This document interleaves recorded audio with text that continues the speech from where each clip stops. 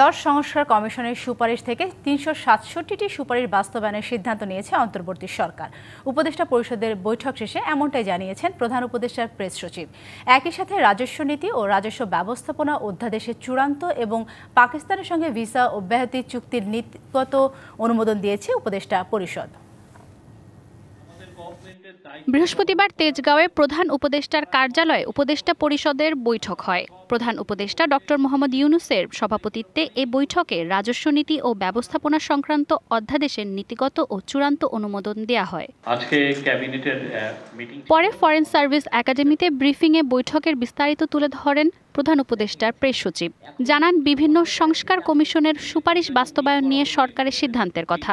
দুই ইউনিয়ন যারা প্রধান হবেন তাদেরকে নেওয়া হবে হচ্ছে যোগ্যতা, অভিজ্ঞতা এবং ন্যায্যতার ভিত্তিতে এবং তাদের কম্পিটেন্স বিচার করে যে কোনো ক্যাডার থেকে নেওয়া হবে। ওয়ালটন এখন দেশের সীমানা পেরিয়ে পৌঁছে গিয়েছে 50টিরও বেশি দেশে।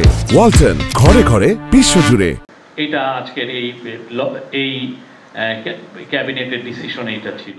বাংলাদেশ ও পাকিস্তানের মধ্যে সরকারি ও কূটনীতিক পাসপোর্টধারীদের জন্য ভিসা অব্যাহতি চুক্তির অনুমোদন দেয়া হয় উপদেষ্টা পরিষদের বৈঠকে। পাকিস্তানের বিষয়ে আমাদের যে এটা হচ্ছে যে এইরকম চুক্তি আমরা আরো 31টা দেশের সাথে করেছি। ডিপ্লোম্যাটিক পাসপোর্ট হোল্ড করছেন বা যারা অফিসিয়াল পাসপোর্ট হোল্ড করছেন তারা এখন বিনা ভিসায় পাকিস্তান সফর করতে পারবেন।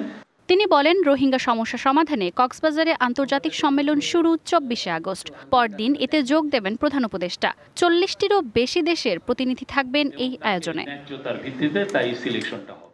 মানজু মাফরুজ নীলিমা, ডিবিসি নিউজ, ঢাকা।